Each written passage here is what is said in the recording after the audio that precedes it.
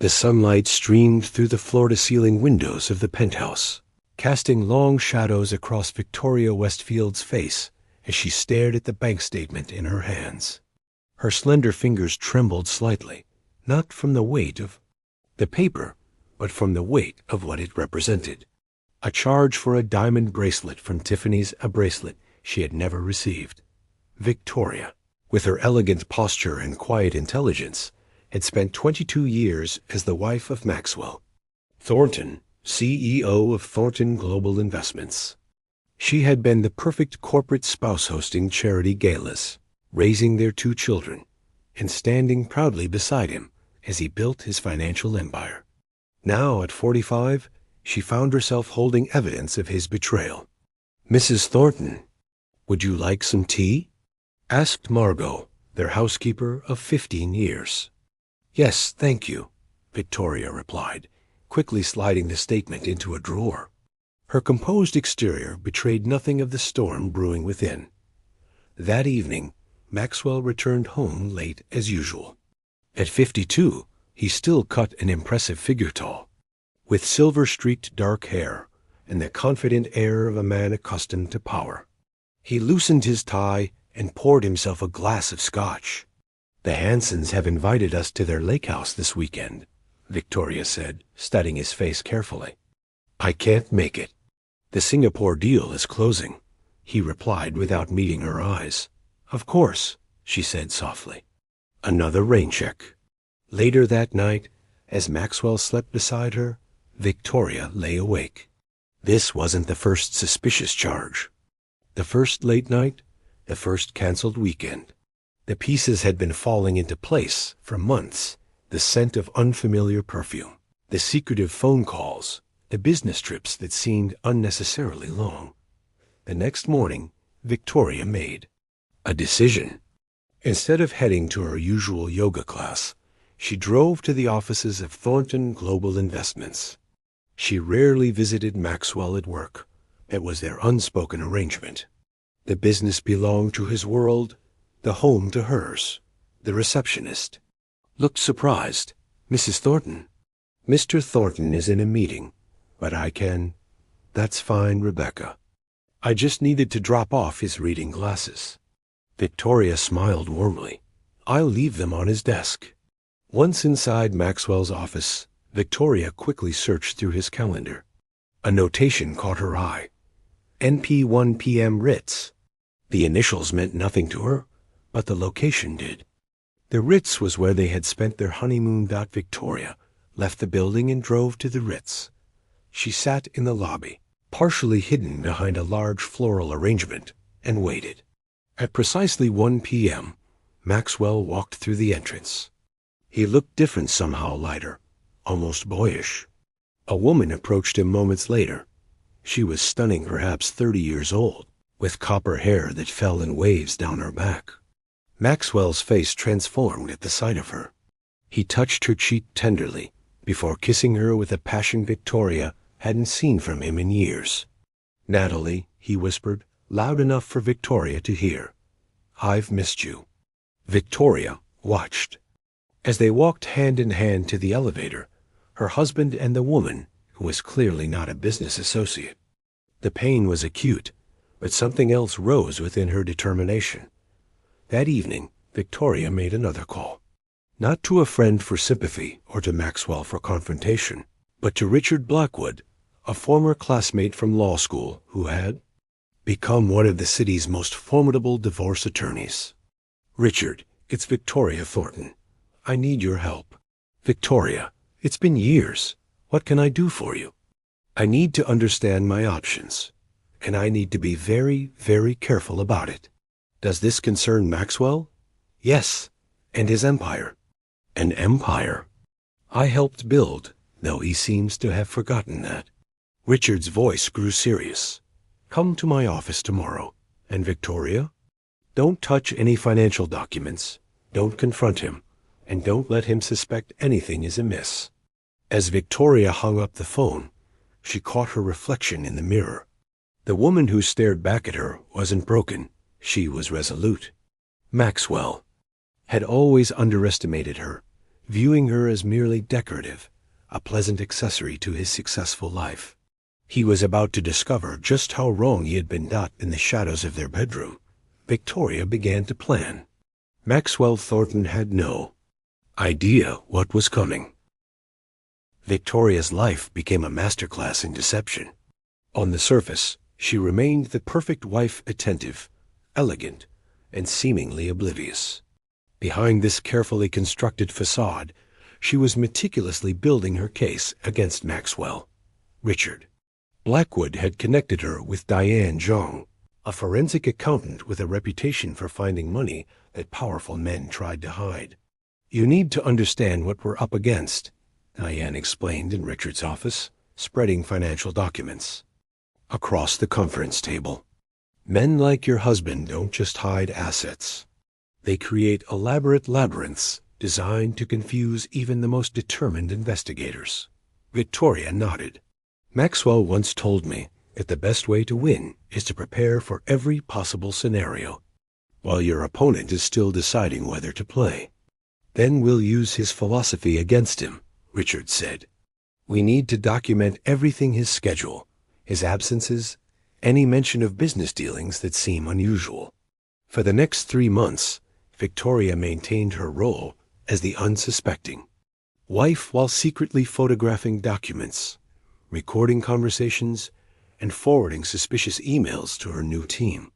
She learned that Natalie Pierce wasn't just Maxwell's mistress. She was the director of a supposedly independent art valuation firm that Thornton Global used to inflate the value of its corporate art collection. Meanwhile, Maxwell grew increasingly bold in his affair. He bought Natalie a penthouse just 10 blocks from the marital home and took her to restaurants he had once frequented with Victoria. The humiliation was a constant, dull ache, but Victoria channeled it into her work. One evening, Maxwell sat across from Victoria at dinner, absently checking his phone. "How was Singapore?"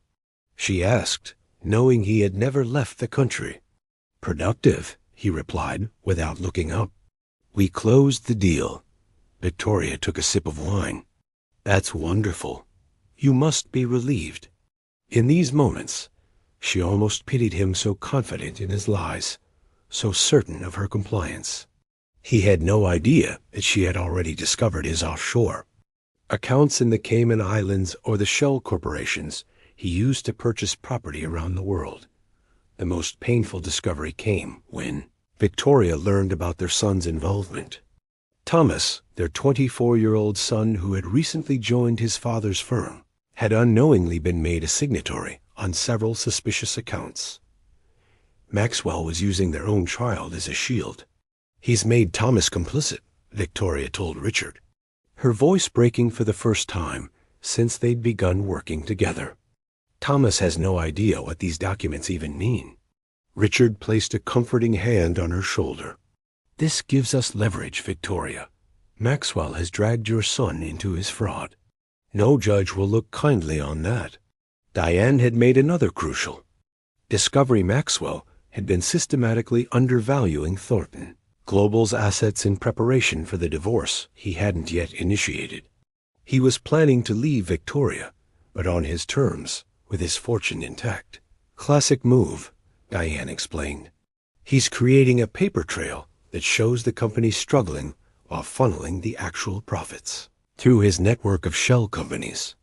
Victoria stared at the complex diagram Diane had created, mapping the flow of money from Thornton Global to accounts around the world.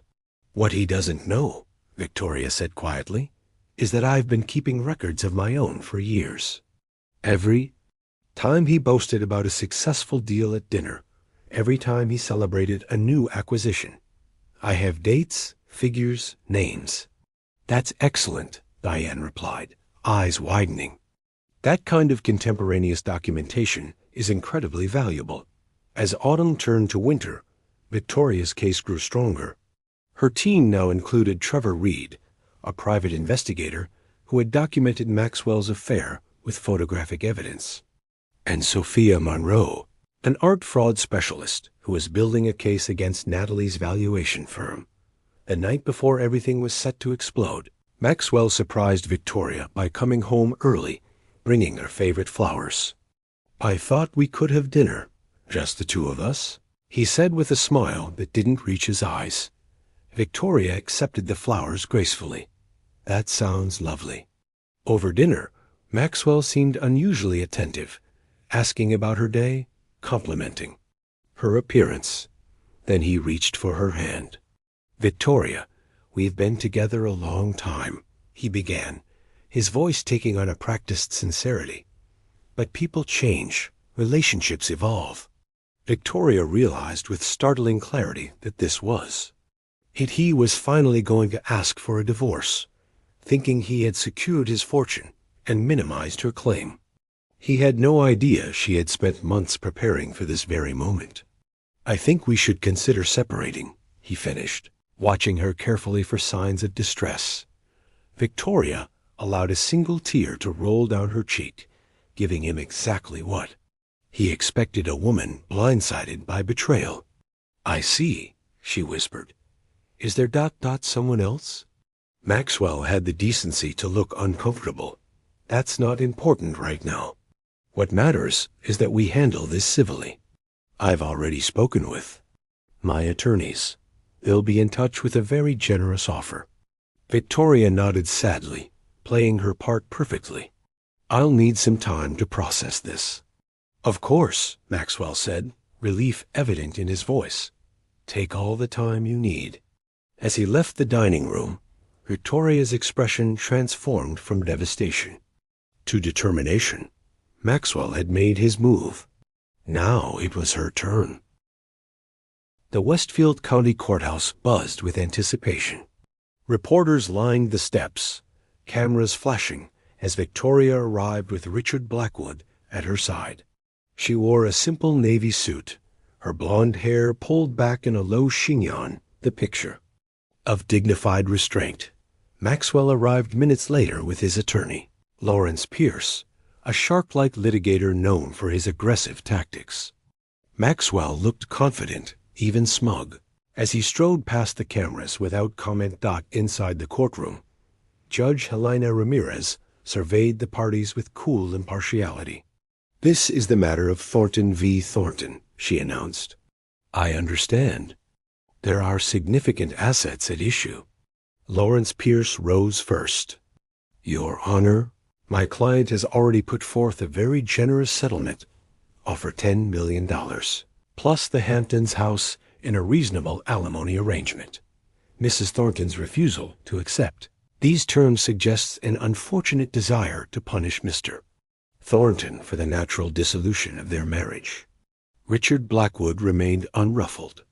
"Your Honor, we have evidence that Mr. Thornton has systematically concealed assets, committed tax fraud, and used his company to facilitate an elaborate money laundering scheme. The offered settlement represents less than 1% of the marital estate's true value." Maxwell's face hardened, but he maintained his composure. He leaned toward his attorney, whispering urgently. Lawrence cleared his throat. "Your Honor, these are baseless accusations designed to embarrass my client. Mr. Thornton is a respected businessman whose financial affairs are entirely legitimate. We'll let the evidence speak for itself." Richard replied calmly. The first witness called was Diane Joe. With methodical precision, she walked the court through Maxwell's financial labyrinth, the offshore accounts, the shell companies, artificially deflated valuations of Thornton Global assets. "Based on my analysis," Diane concluded, "Mr. Thornton has hidden approximately $340 million from the marital estate." Maxwell's attorney objected repeatedly, but each objection was overruled as Diane presented document after document supporting her claims. Next came Sophia Monroe, who explained how Natalie Pierce's art valuation firm had been used to launder money.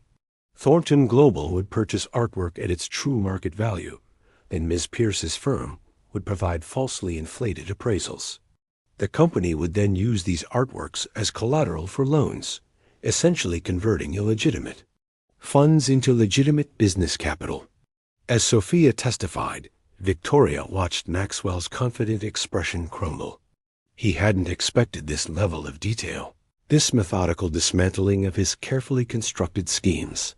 The most damaging testimony came from Trevor Reed, who presented surveillance photos documenting Maxwell's affair with Natalie Pierce, along with recorded conversations in which they discussed their financial arrangements.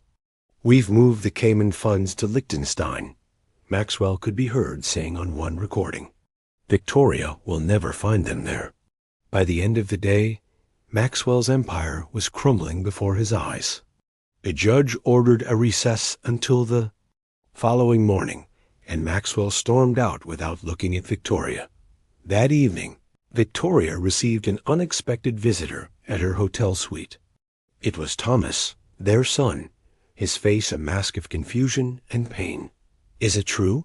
he demanded as soon as she opened the door. "Everything they're saying about Dad?" Victoria's heart ached for him. "Come in, Thomas. We need to talk."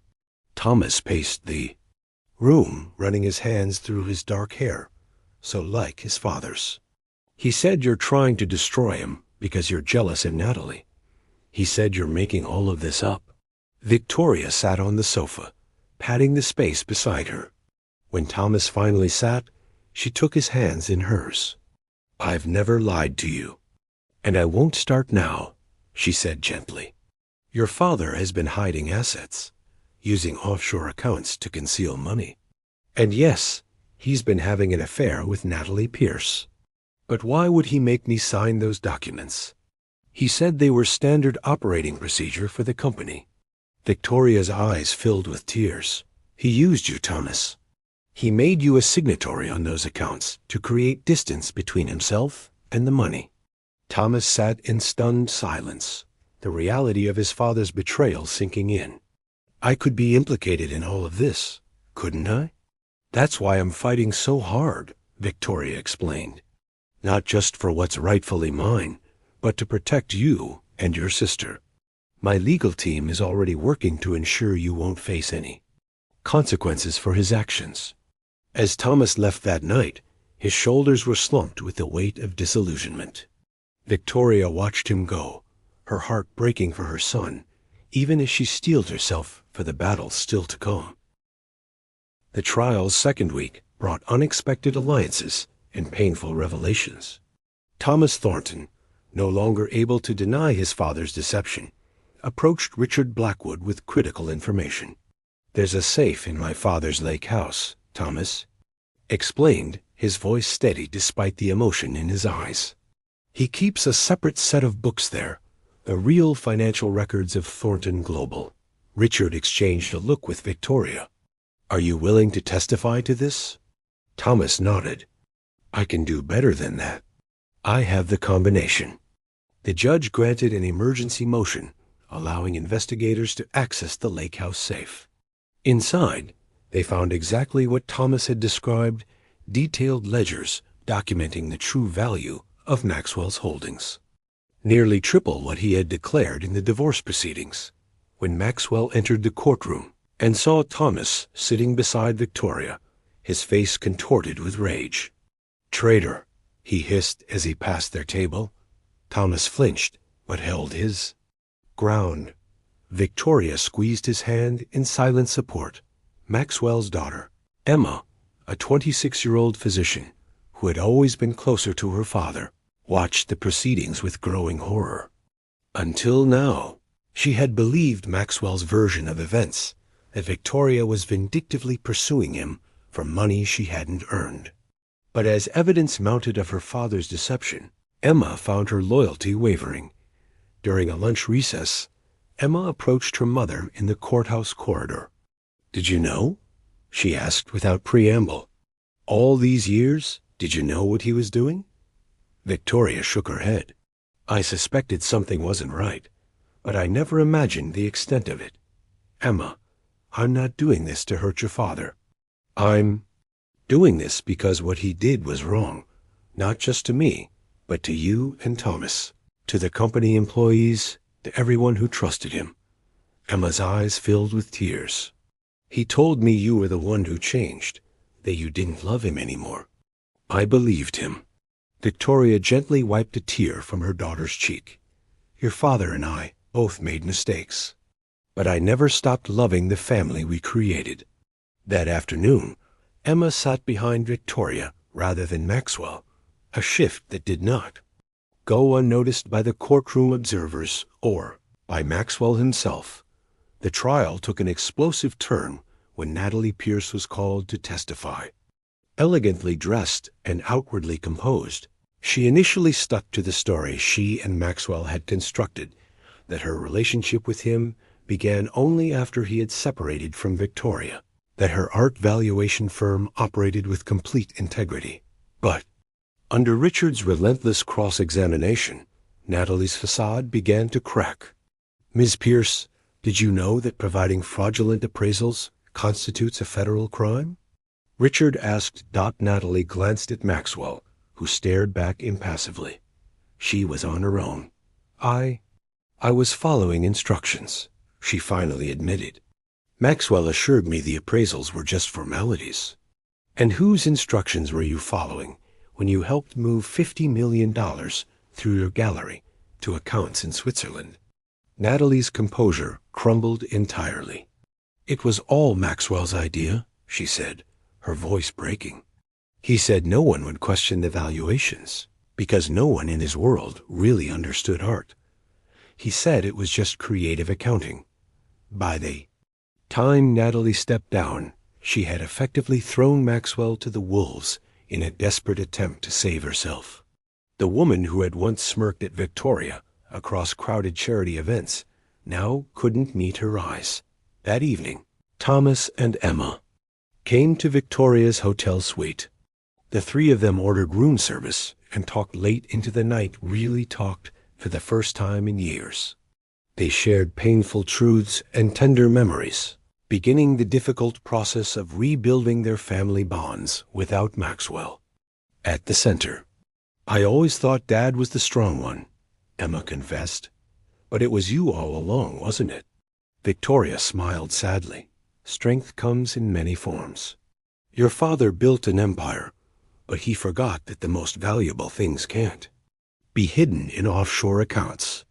As her children prepared to leave, Thomas hugged Victoria tightly. I'm testifying tomorrow, he said. I need to tell the truth about what I saw, what I was part of, even if I didn't understand it at the time. Victoria held her son's face between her hands. You have nothing to be ashamed of. You were deceived by someone you trusted implicitly. That's not your fault. After they left, Victoria stood at the window of her suite, looking out over the city lights. Tomorrow would bring more pain, more revelations. But for the first time since discovering Maxwell's betrayal, she felt something like peace. Whatever the outcome of the trial, she had already won back something far more precious than money, the trust and love of her children. The courtroom was packed on the final day of testimony. Maxwell Thornton took the stand, his once commanding presence diminished by weeks of damaging revelations. His testimony was a desperate attempt to salvage his reputation and his fortune. I have always provided generously for my family, he insisted.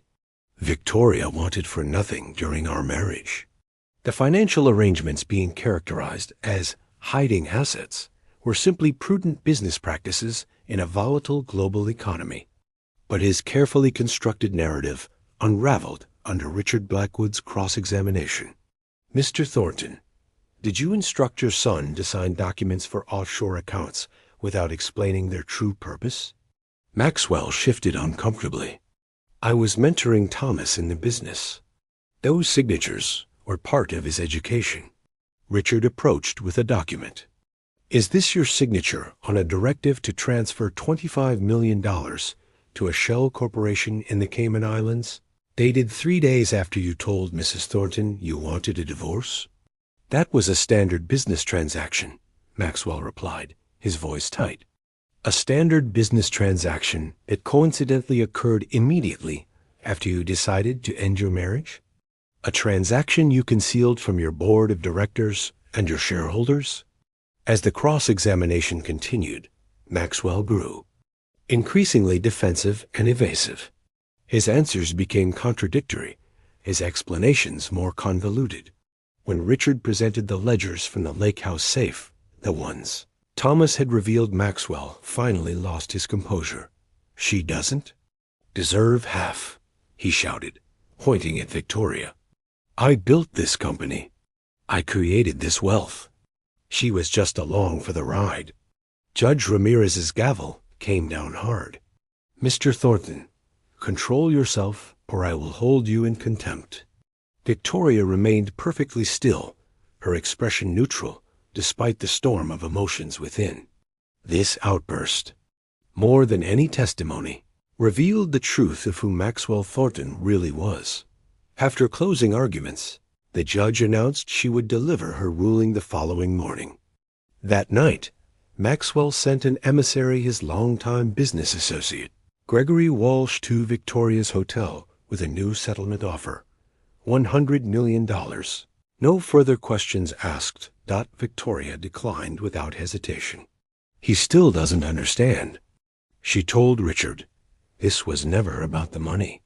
The next morning, Victoria entered the courtroom wearing a simple white dress, a deliberate choice symbolizing truth and new beginnings. Maxwell, looking haggard and defeated, sat with his legal team. Natalie Pierce was noticeably absent. Judge Ramirez delivered her ruling with clinical precision. She found that Maxwell had engaged in systematic and deliberate concealment of marital assets and financial machinations designed to deprive Mrs. Thornton of her rightful share of the marital estate. The judgment was devastating for Maxwell. Victoria was awarded 65% of the marital estate, including controlling interest in Thornton Global Investments. The judge cited Maxwell's extraordinary bad faith and use of his children as unwitting accomplices in his schemes as factors in her decision. Furthermore, Judge Ramirez continued, "I am referring evidence of potential securities fraud, tax evasion, and money laundering to the U.S. Attorney's Office for investigation." Maxwell sat frozen, the full implications of his defeat washing over him.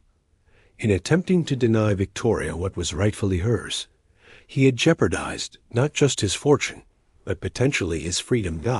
As the courtroom emptied, Maxwell approached Victoria one last time. "You've destroyed everything," he said, his voice hollow. Victoria met his gaze steadily. "No, Maxwell, you did that yourself. The moment you decided that your vows, your family, and your integrity were worth less than your ambition." She walked away without looking back, joining Thomas and Emma, who waited at the courtroom doors. Together, they stepped into the sunlight, past the cameras and reporters, a family fractured but not broken, beginning the long process of healing. 6 months later, Victoria sat in what had once been Maxwell's office at Thornton Global, now Westfield Investments. The company was thriving under her leadership, with Thomas serving as chief operating officer and Emma heading their newly established charitable foundation.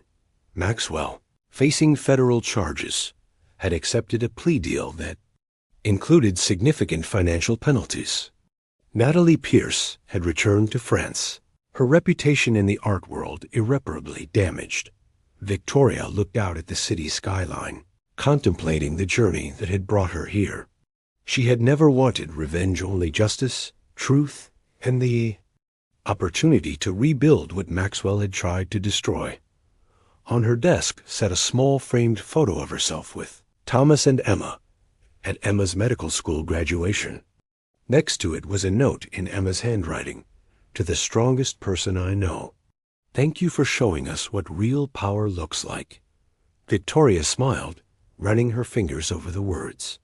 In the end, she hadn't just reclaimed her share of the fortune, she had reclaimed herself.